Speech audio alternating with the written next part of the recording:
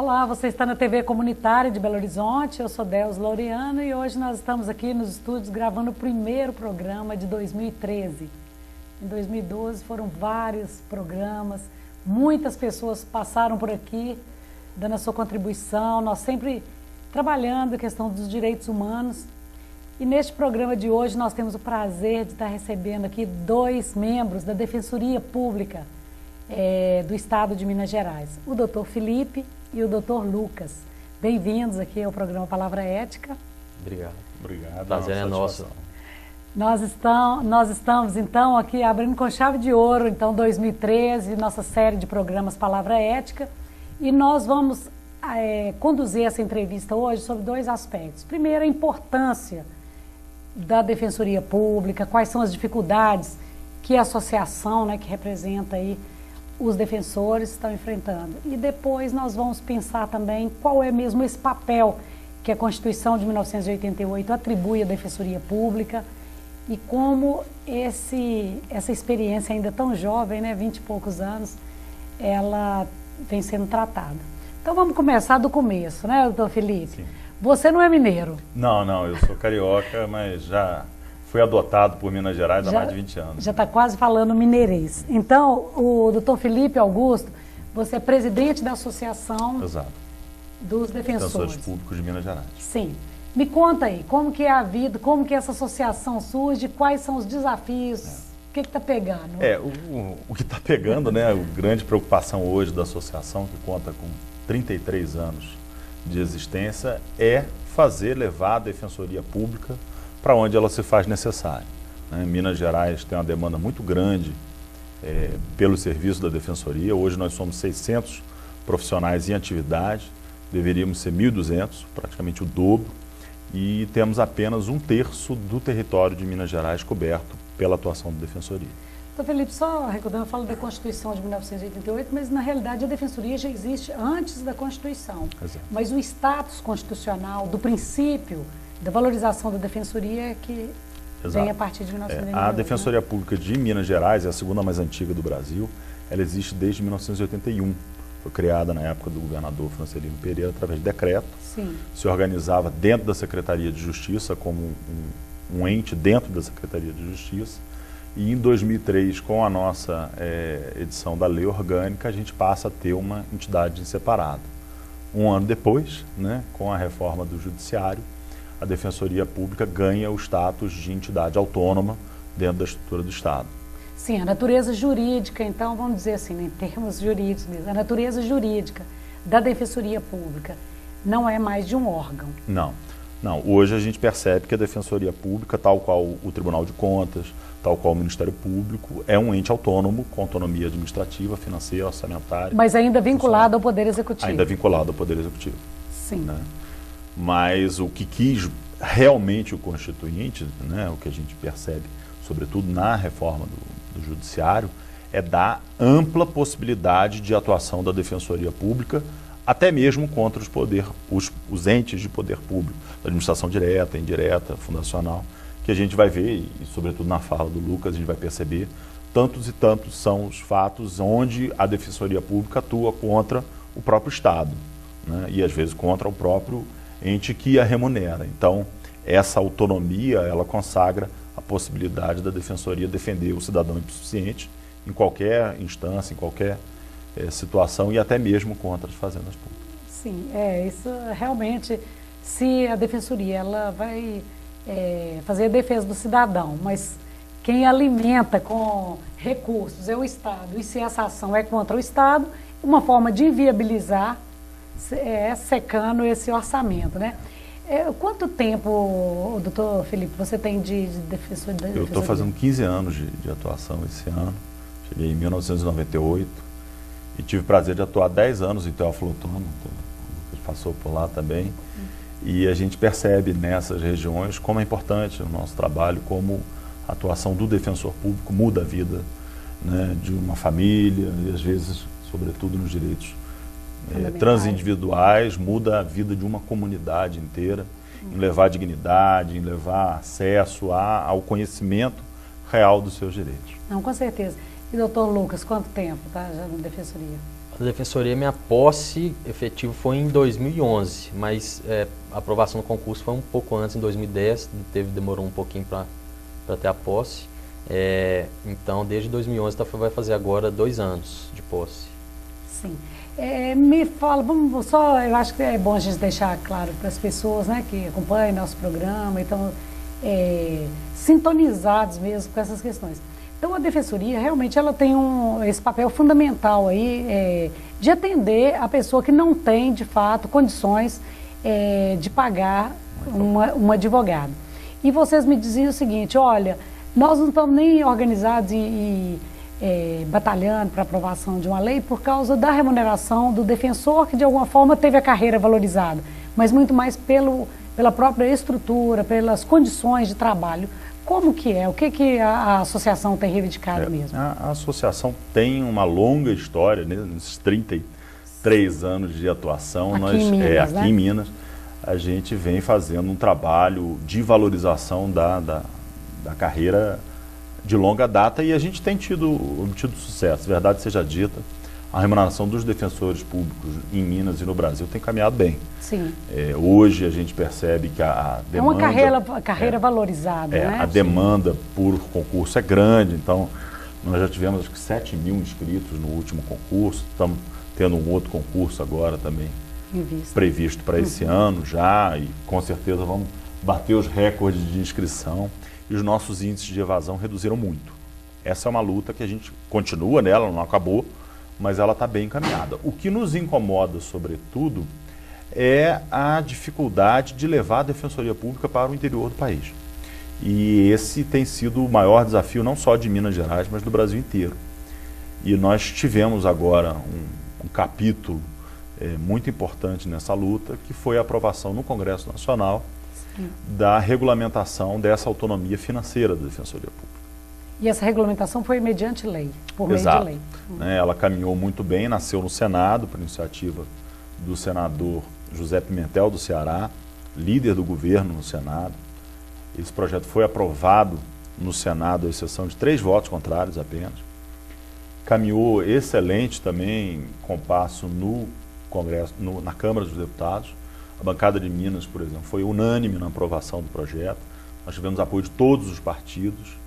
E o nosso PLP 114, que regulamentaria essa autonomia, que daria essa possibilidade da Defensoria se auto-organizar com recursos próprios, ele foi aprovado pelo Congresso Nacional.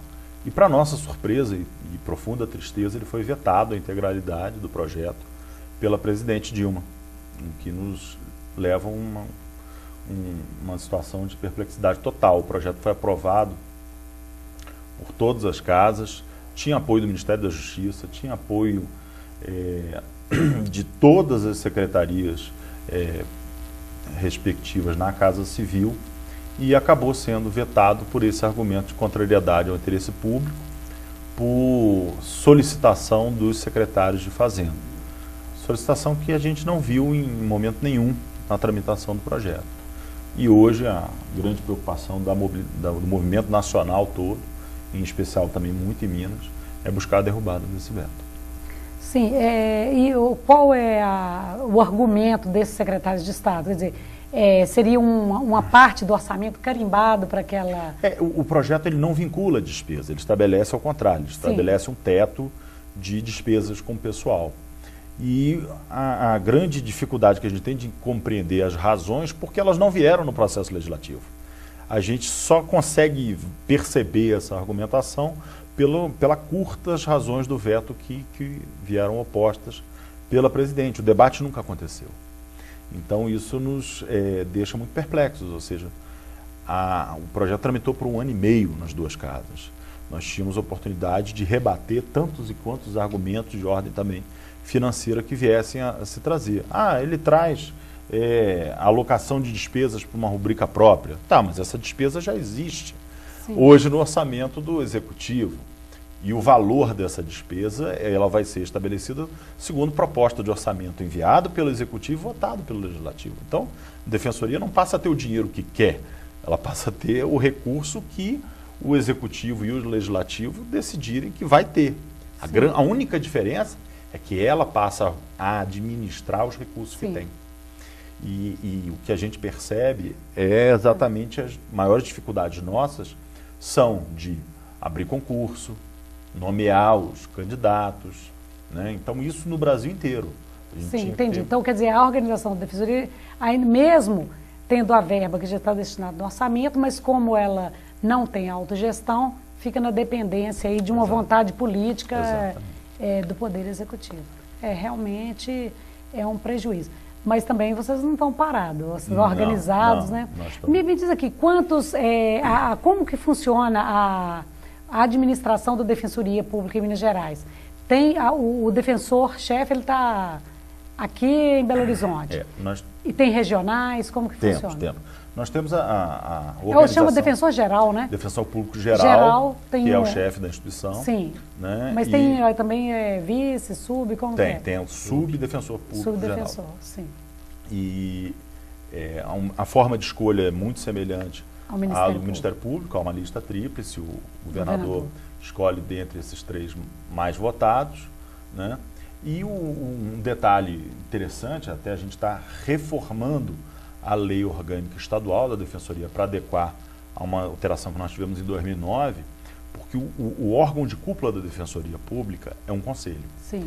E esse conselho ele se compõe dos membros natos, que são o Defensor Público Geral, o sub e o corregedor, de 6 membros eleitos aqui em Minas Gerais. Sim. E nós temos um detalhe interessante para se colocar, e sobretudo que eu acho que interessaria os movimentos sociais.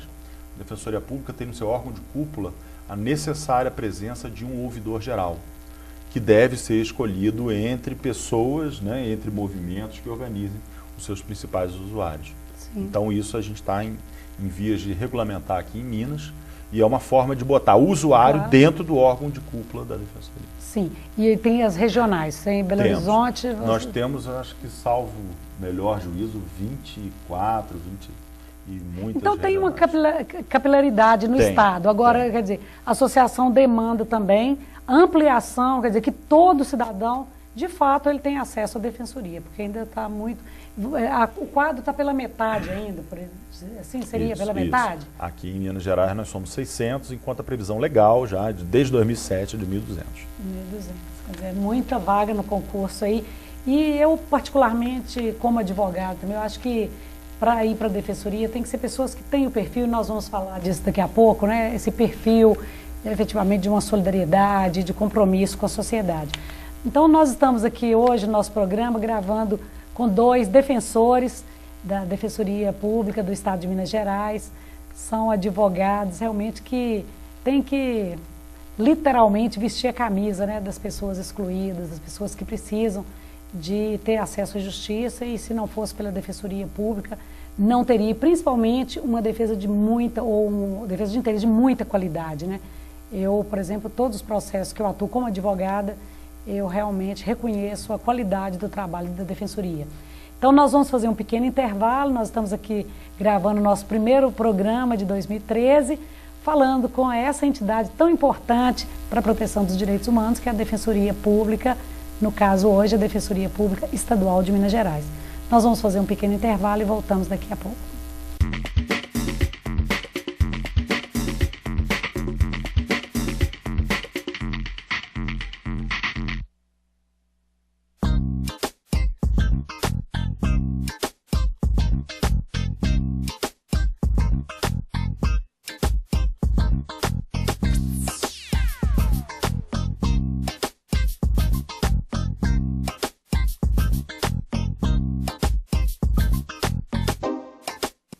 Sempre que a senhora me vê na televisão, a senhora logo pensa: opa, tem produto de limpeza novo chegando.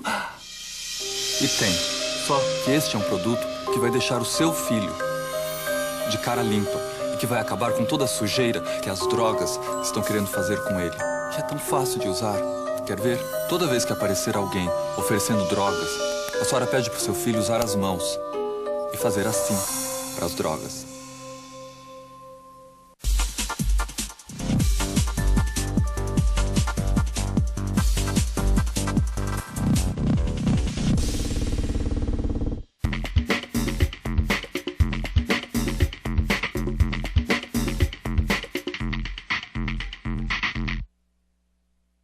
Então nós estamos começando aqui o segundo bloco do nosso programa Palavra Ética, aqui na TV Comunitária de Belo Horizonte.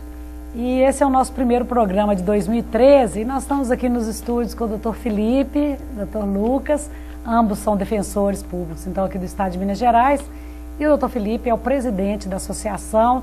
No primeiro bloco já nos deu notícia aí de uma mobilização nacional aí para derrubar o veto da Dilma no projeto aí que dava autonomia para a Defensoria, que é tão importante, porque a Defensoria lida com questões que eles me diziam ainda há pouco, que os advogados, de um modo geral, não querem. Por quê? Difícil, as pessoas não têm recurso, não só para pagar os honorários, mas também até, às vezes, para tirar um xerox, né? E uma cópia para um documento, as perícias. E quem vai nos falar sobre isso é o Dr. Lucas. Dr. Lucas Diz. Isso. Né? Lucas, há quanto tempo na Defensoria, você nos disse no primeiro bloco, 3 anos? 2 anos. 2 anos. Agora. E por que você veio para a Defensoria? Já tinha advogado antes? Como é que era? Logo que eu formei, eu advoguei um pouco, depois comecei a prestar concurso e aí trabalhei em alguns lugares, no Tribunal de Justiça, e logo depois fui trabalhar em Ribeirão das Neves, no PROCON, tendo um contato com comunidade carente, e já tinha feito estágio na Defensoria Pública. Ah, sim. E aí tinha uma... Então você já sabia, você não caiu de surpresa não, você já sabia o que era Defensoria? Já conhecia, tinha vontade de ingressar nos quadros da Defensoria, mas só depois mesmo que a gente entra, mesmo é que a gente tem a consciência de que realmente é aquilo que a gente quer, porque a Defensoria realmente ela é apaixonante para quem tem vontade de essa defesa da população carente. Sim. Lucas, conta para nós, quais são os seus clientes hoje? Porque eu acho interessante também, vão muitas ações individuais para a Defensoria, né? Sim. A pensão alimentícia, os divórcios, etc. Mas você trabalha numa área especializada. Isso. Eu atualmente trabalhando em Defensoria especializada em direitos humanos, ambientais e sociocoletivos. Lá a gente tem demandas de toda ordem, questões de moradia. Belo Horizonte hoje enfrenta muitas obras em função do PAC, Vila Viva, obras da Copa do Mundo. Então são várias pessoas sendo removidas de suas moradias, muitas vezes sem uma alternativa digna para onde que elas irão reconstruir sua vida. Né? E temos os feirantes do Mineirinho, os barraqueiros do Mineirão, temos questões dos gays, lésbicas, né? Que muitas vezes procuram para fazer cirurgia de mudança de sexo, alteração do nome na carteira de identidade. Temos questões sociais também. Recentemente a gente estamos lá mensalmente em Conceição do Mato Dentro, no maior mineroduto que vai ser feito lá pela Anglo Ferros. A Defensoria está atuando em defesa das famílias que lá, carentes, famílias rurais, que precisam de um local adequado para sair e prosseguir sua vida. Também na vara agrária, questões agrárias. Então, uma diversidade muito grande, violência policial, torturas, erros judiciários com condenações equivocadas, e a pessoa às vezes fica presa há anos e merece uma indenização do judiciário. Sim, aí vão para essa área que você atua, que é a área de direitos humanos. Isso. Interessante, Lucas, a questão da moradia. Você falou uma palavra aí que me chamou a atenção. Quer dizer, assim, as pessoas que estão sendo retiradas dos ambientes onde elas moram por várias obras do PAC, Vila Viva, a questão da Copa, essas obras todas de estrutura aí da cidade, para reconstruir a sua vida. Então, quer dizer, eu acho que de antemão você já nos mostrou, são pessoas que têm a vida praticamente desestruturada com essas obras. Como que vocês lidam com essa questão? Porque o direito é muito limitado, no máximo você vai fazer um pedido ali. Mas como que vocês têm atuado assim, no problema, de um modo geral? Tem apoio de outros órgãos, das associações? Como vocês atuam? A gente tenta, num primeiro momento, manter um diálogo com o poder público, fazer uma mobilização social. Tem algumas comunidades, algumas regiões que já são mais mobilizadas, conscientizadas. Então a gente consegue audiências públicas na própria Defensoria, na comunidade. A gente faz audiências públicas, às vezes à noite, para que a população possa ir dentro das vilas mesmo, no aglomerado da Serra, na Pedreira, ali no Morro das Pedras. Então a gente vai, ouve a população, chama o poder público, tenta fazer uma conciliação, contando com o apoio de vereadores, com deputados, para realmente tentar uma alternativa para essas pessoas, porque muitas vezes elas são retiradas e o município costuma pagar somente o valor da construção, porque o terreno às vezes é público. Então a pessoa recebe indenizações muito baixas, às vezes até 10 mil reais, 15 mil, 20 mil, dependendo da situação. E a pessoa cria um caos social, a retirada maciça de pessoas. Isso dá uma repercussão negativa não apenas para a vida daquela pessoa, mas para a cidade como um todo. Para a cidade como um todo. Porque a pessoa fica sem medo, ele não vai conseguir morar nas mesmas condições que ele morava com um valor desse, né? Exatamente. E a pessoa perde o vínculo. Eu já estava comentando até mais cedo. Tem casos, a pessoa perde o emprego, pois ela passa a morar distante, o empregador já não paga mais 2 passagens.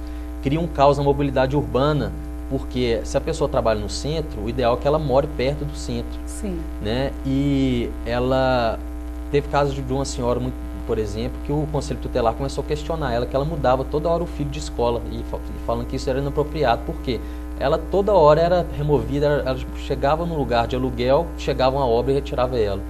E aí muitas vezes paga o auxílio, o Bolsa Moradia, que são R$500 apenas. Hoje, em vilas, em favelas, a alocação está muito mais do que isso. A pessoa não consegue se manter com esse valor, então cria um problema social muito grande. E haja vista Belo Horizonte, a quantidade de moradores de rua, por exemplo, é uma capital que está com bastante problema nesse sentido. Então, a gente tenta equacionar. Aí, na sua pergunta, o que a gente tenta resolver? Não resolvendo, a Defensoria tem ajuizado algumas ações coletivas. Por exemplo, o Vila Viva. No Vila Viva nós temos questionado a postura, muitas vezes, de ser feita uma pressão para as pessoas saírem e aceitar valores muito baixos. E as pessoas acabam aceitando, porque a pressão é muito grande. Às vezes a prefeitura tem, muitas vezes, por padrão, inscrever com uma pichação na casa da pessoa para que ela saia. Demolem as casas, deixam as casas ao lado com escombros, aquilo vai criando ratos, baratos, e a pessoa acaba saindo mesmo atemorizada, e a Defensoria tenta, já ajuizamos ações coletivas nesse sentido, para que essa postura não seja feita, para que tenha mais uma dignidade para a pessoa, porque a gente vê muitas vezes uma desapropriação numa área nobre da cidade, a gente não vê uma pichação, por exemplo, né, num local rico da cidade. Sim. Então, quer dizer, vocês veem também um certo constrangimento, né, dessas pessoas. Ô, Lucas, eu particularmente, como estudiosa do direito, eu acho o direito assim, muito ainda, os instrumentos que nós temos para trabalhar, o direito coletivo, o direito social, ele ainda é muito inapropriado, tem que caminhar muito. Como que vocês têm conseguido sucesso nas ações civis públicas? Como que você avalia hoje essa caminhada da Defensoria Pública de Minas Gerais nessas ações de cunho social, né, dos direitos sociais? Deus, bem colocado, porque isso realmente, o judiciário em geral, ele é bem conservador, né? E a perspectiva é individual, entre indivíduos, né? Exatamente, aquela questão ainda patrimonialista, nas questões de moradia, pensa-se numa mera reintegração de posse, não pensa numa questão existencial, extrapatrimonial do direito à moradia, mas sim do valor econômico ali. Daquela construção precária, né? Exatamente. Temos algum sucesso, mas ainda, em alguns casos, são muito sucessos, mas a gente gostaria que o judiciário tivesse uma percepção mais humanista. Um exemplo, por exemplo, não de moradia, que a gente teve um sucesso recente muito interessante, a colega doutora Flávia ajuizou uma ação coletiva para os artesãos, os hippies da Praça 7, Sim. que eles estavam impedidos de trabalhar. A prefeitura, sob a alegação de que eles eram camelôs, toureiros, mas na verdade aquilo é um exercício de arte cultural em qualquer lugar do mundo que você vai, você vê esse tipo de manifestação cultural. E a Defensoria ajuizou uma ação civil pública e conseguimos que o município deixasse de retirar essas pessoas e elas continuam lá trabalhando, porque isso é um caos social, são dezenas de pessoas que ficariam sem emprego e a atividade que elas sabem fazer é aquilo, né? Sim. Ô Lucas, você me falou também de atuação aí com outras ações, assim, por exemplo, a questão quilombola. Uhum. Vocês têm acompanhado quilombolas em Belo Horizonte também? Temos acompanhado no norte de Minas também, Salto da Divisa. Vocês acabam saindo também do limite, não ficam, mesmo você atuando, principalmente em Belo Horizonte, acaba tendo que...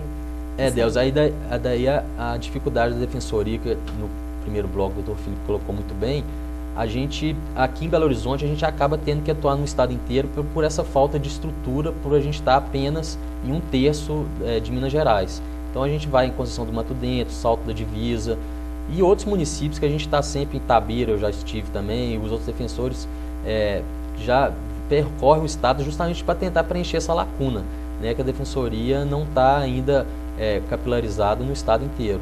Então o desafio é muito grande e também muitas vezes o nosso embate, a dificuldade, por exemplo, o município tem engenheiros, tem topógrafos, tem assistente social, tem até psicólogos às vezes que vai nas comunidades para ouvir a comunidade, às vezes até para conseguir tentar incutir ali a ideia de que aquela obra vai ser boa.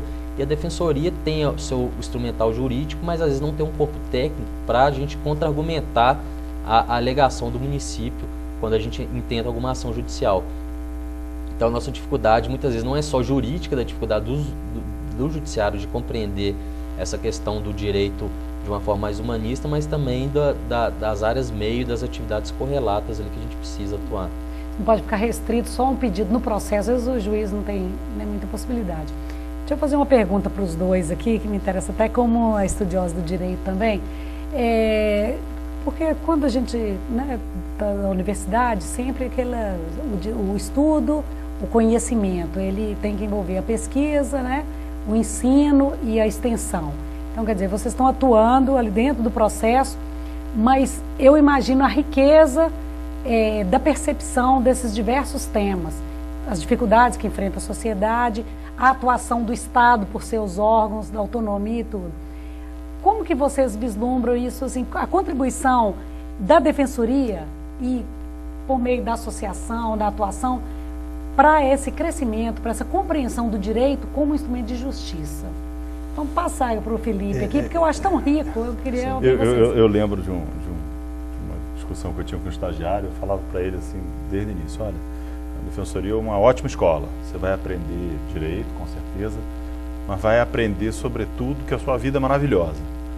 A gente aprende na defensoria, acima da técnica do direito, a ter essa empatia com o ser humano, a ter uma visão, como o Lucas disse, né, de se enxergar ali, de ver aquilo não é um processo, aquilo é um drama humano, aquilo dali está envolvendo uma pessoa e poder sentir que eu estaria ali naquela situação é um combustível fantástico. Isso é a minha pergunta, e já está até terminando, mas como que nós podemos levar isso da defensoria para a academia, para as escolas de direito?